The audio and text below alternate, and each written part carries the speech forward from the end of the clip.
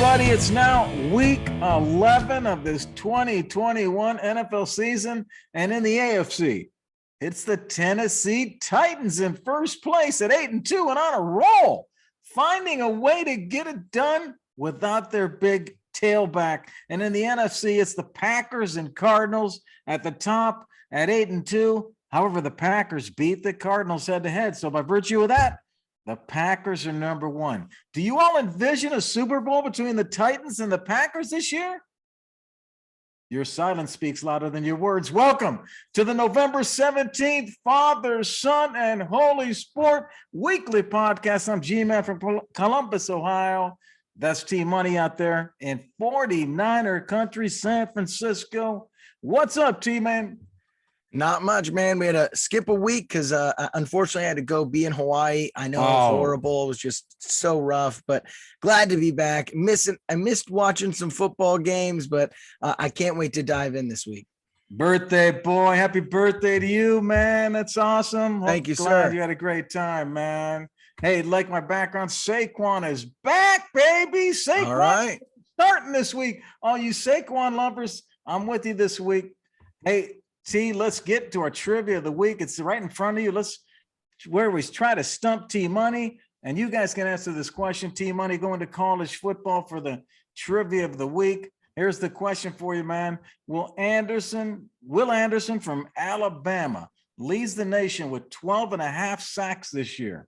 Who is the Alabama record holder in sacks in a single season? And I'll give you a hint.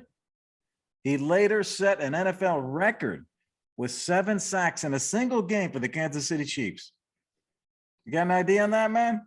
I'm going to have to think on that one. Sounds like someone old. We will get you an answer later in the show. He's old, but he's in the NFL Hall of Fame, my man. Hey, have you checked out our separate podcast, our shorter podcast, a 15-minute fantasy football show? We just went 11-1 in the last 2 weeks on our hot and cold picks.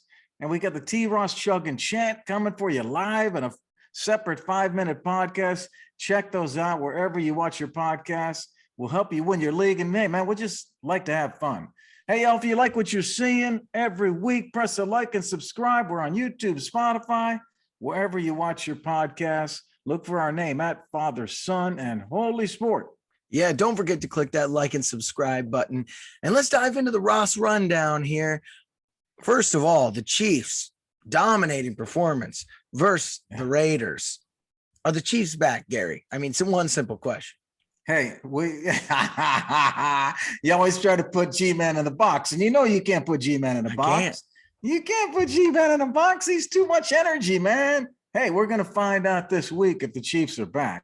They're playing Dallas, and what some would argue could be a preview of the Super Bowl. Could you imagine Dallas and the Chiefs in the Super Bowl? Hey, man, they face off this week. We're going to see if the Chiefs are backs, man. I actually agree with you. I think they're semi-back, but I think this is the real test. They beaten some bad teams and they beat a better team in the Raiders. They're solid, but this is the real test. This is the show. They're actually favored by 2.5 over Dallas. Mahomes threw for 400 yards and 5 touchdowns last week. That's he's done that for the 3rd time in his career. That's already tied for the most in NFL history with Peyton Manning. So he is back to being Mahomes, but it's really, can this team do this versus a true Super Bowl contender in Dallas?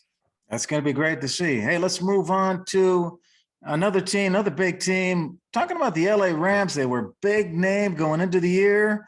They just got OBJ, got a little publicity from that. But hey, man, do you think the Rams are in trouble? So I think this is a sort of question. Like they're going to right the ship. They're going to make the playoffs. So in that sense, then I don't think they're in trouble. But 2 straight losses where you score a total of 26 total combined points, like 26 points combined in the past 2 games. That's bad.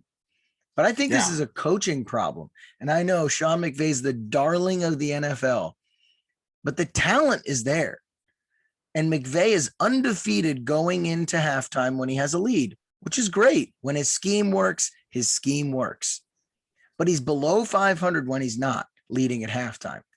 Wow. That's because he doesn't make adjustments at halftime. When his scheme doesn't work, he doesn't have a second punch. He doesn't have a second act.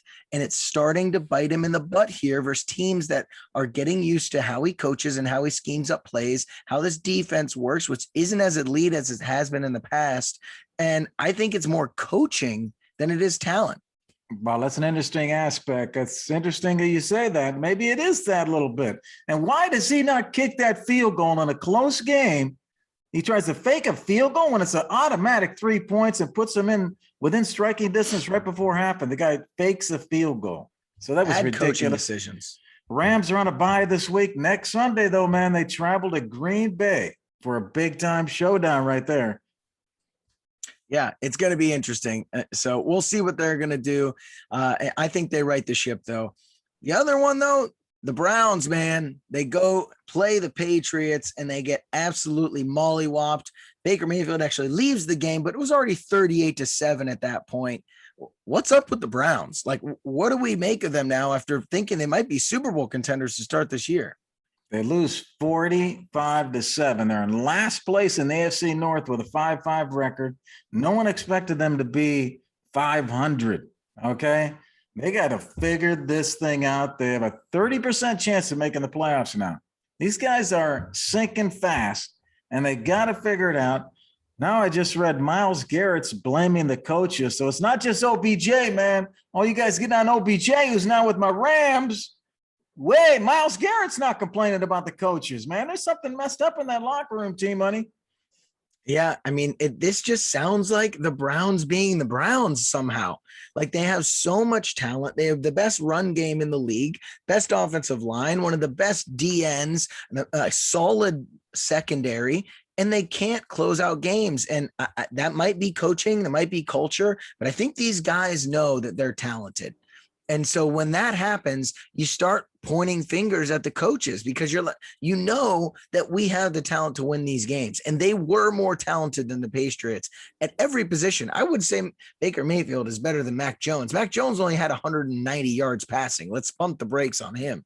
So they should have won that game, but Baker Mayfield's clearly hurt. He's struggling and he's not the elite game manager we are at least used to him being. And I think that is what in the end is really hurting them is Baker Mayfield struggles right now.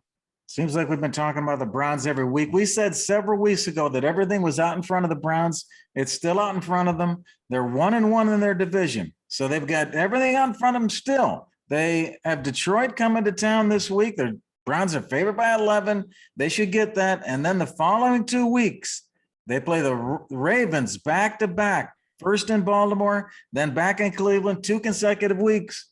They got to bring it right there, man. Yep. All right. Hey, let's go on to the NFC over and talk about the Packers. We already mentioned them in the run-up to the show. What do you think, man? Packers best team in the NFL. They're looking good right now. Well, Aaron Rodgers might have gotten his fiance a gift because it happens to be the same birthday as mine. Shailene Woodley, his fiance, just had the same birthday, and it might be a gift wrapped in the best team in the NFL because, yes, the Packers are the best team. They have an elite defense, clearly. I mean, shutting out Russell Wilson is something else. And the week before that, even without Rodgers, they keep Mahomes to 17 points. Defense is elite. And once Rodgers comes back and they're, and to full strength after getting COVID, and he continues to play great. That team is loaded everywhere. And I know they lost Aaron Jones, but hopefully he doesn't miss a lot of time. They got to be the best team in the NFL right now. Hey, well, a little shout out to Justine. Justine, how about your man bringing you out to Hawaii for his birthday, celebrating with you, man? Justine, if you're listening, hey, man, we love you. Hey, Green Bay's at Minnesota this Sunday, 1:00. Green Bay only favored by 2.5. I'm surprised by this line. Only 2.5 team money at Minnesota this Sunday. Let's see if Green Bay can win another one. Yeah, well, I need an answer from you, Gary. Are they the best in the NFL or not? They're the best in the NFC right now. Okay, I'll take it. I got you pinned down on something at least, but let's flip to the team that just got crushed by the Packers, and that's Hey, Seattle. hey, by the way, the last question was for you, not for me, but go ahead. I like to still make sure I get you written down on an answer. I'm keeping track. You like to over write here. down. Yeah. The Okay, producers are keeping track in the back here. Hey, production. Yeah. So I want to flip to the other team though, Seattle, who gets shut out. What's up with that Seattle team, Russell Wilson? Is it time for Russell to leave Seattle? What's the next move here? Well, you got to pump the brakes, man. What are you talking about? Him leaving Seattle? What the heck's he leaving Seattle for? Hey, Seattle is in last place. I know why you're bringing up the question, because they've got 6 losses. They're last in the AFC West. They're not going to win the division. Okay, so they're going for the wild card. All right, last year an 8-8 team made the playoffs. Okay, so they've got to go 5-2 the rest of the way, which is certainly doable. Okay, Russ got injured. He came back, not really 100%. Carson's injured. Okay, they're coming home. They got Arizona, man. Arizona is favored by 2.5. They got to win that game, man. They got to start closing, or they're not going to make the playoffs. I think this is the beginning of the end.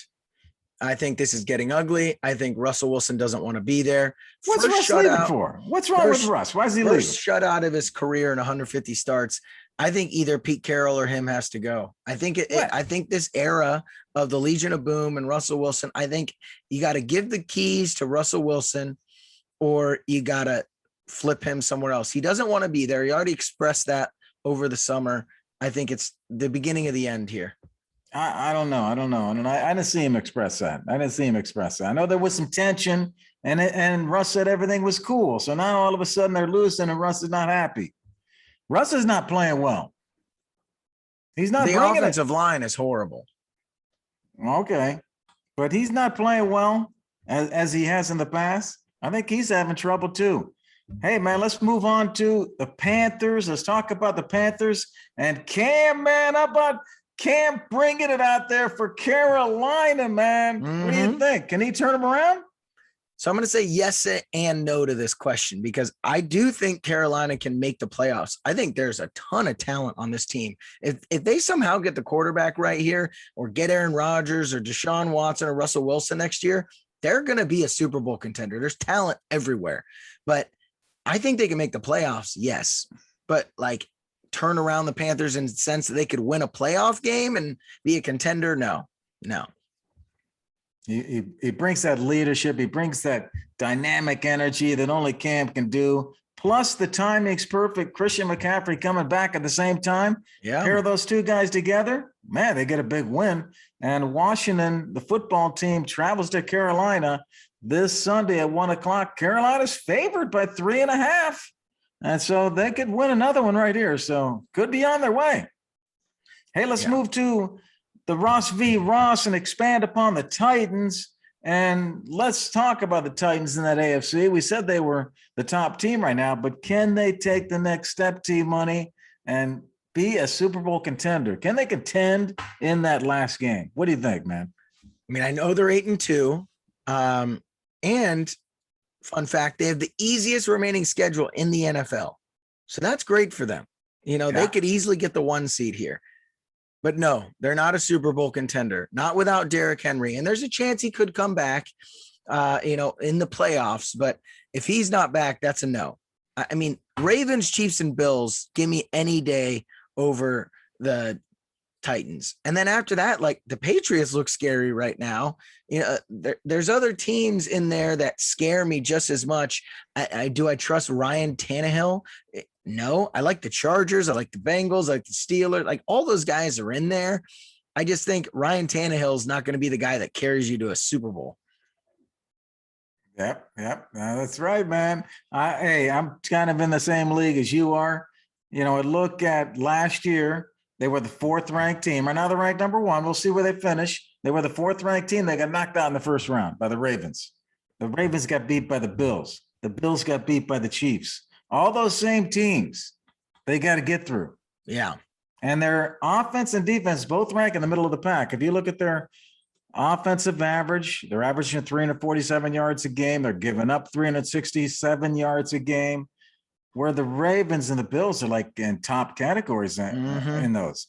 So they're up against these other teams, man, that I think can still beat them in the playoffs. Yeah, that's the biggest thing. And they're without their best player. Without Derrick Henry. You're not going to win a Super Bowl without your best player. It's just not going to happen. He's an all-time running back, and they're not good enough to beat those elite teams, and 3 elite teams in a row at that, just to make the Super Bowl. I don't think it's possible. So, all right. I agree, man. Let's go to our picks of the week.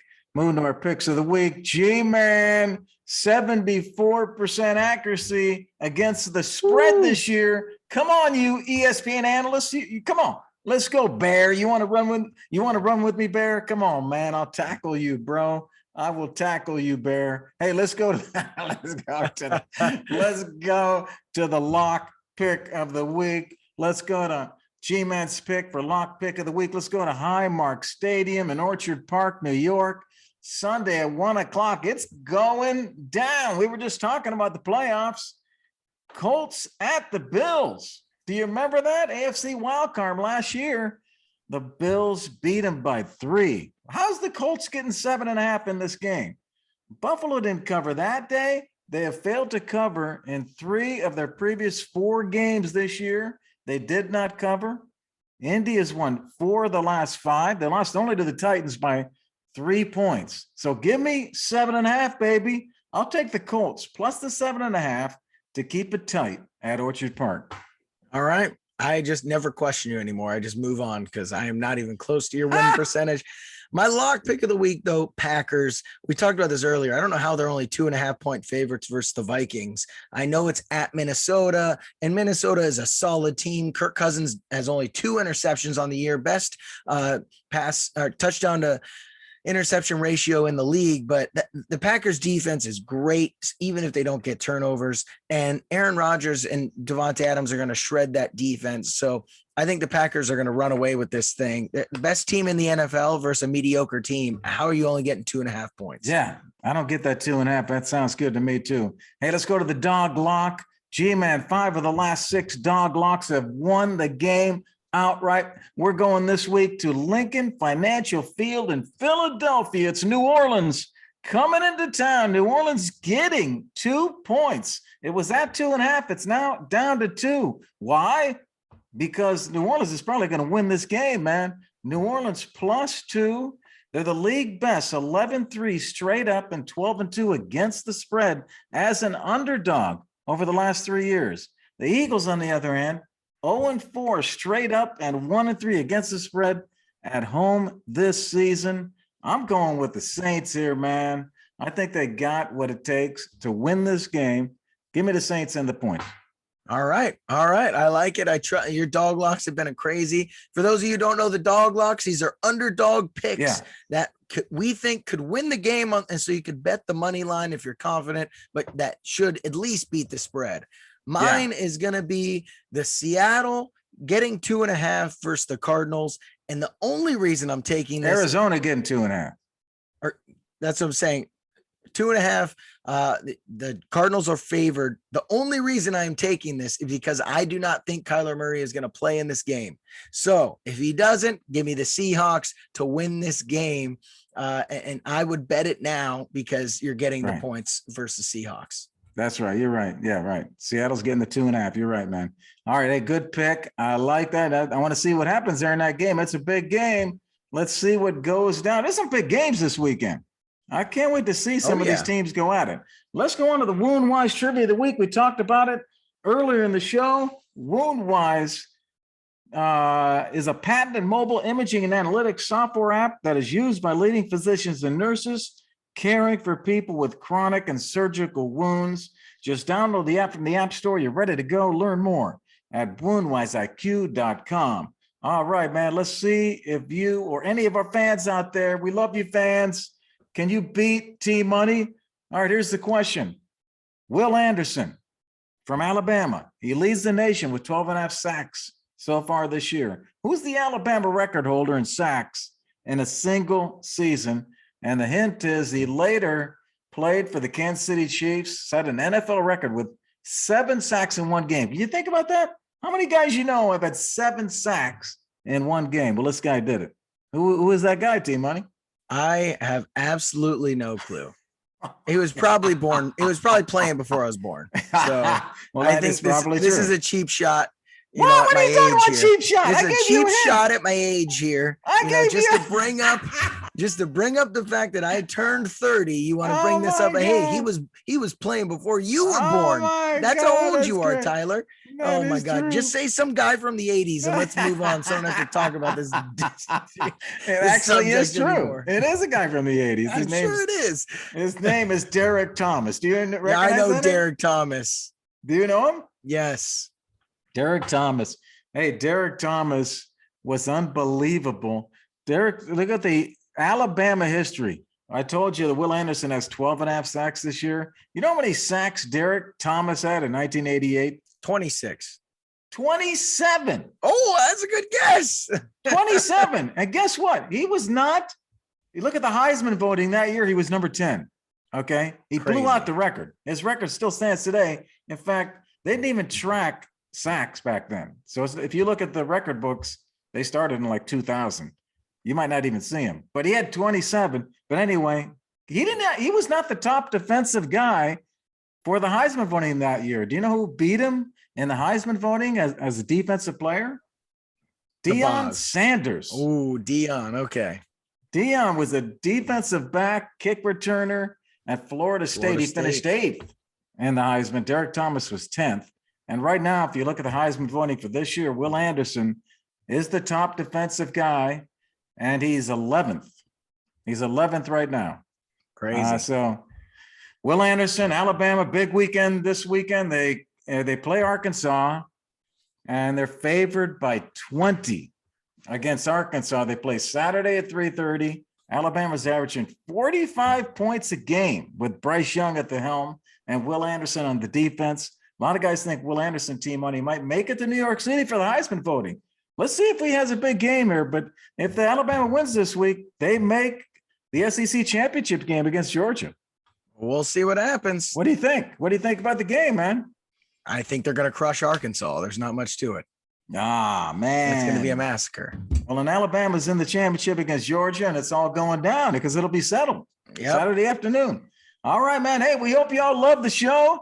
You know that we love you. And if you do, press the like and subscribe. Look for us on all the platforms at Father, Son, and Holy Sport. Thank you to Woonwise IQ for sponsoring our Trivia of the Week. If you're interested in being a sponsor or guest in the show, let us know. Next week, we get you set up for week 12 of the NFL season. Let's go. Team Money. Enjoy Thursday night matchup, Mercedes-Benz Stadium, Atlanta with Belichick coming to town, baby.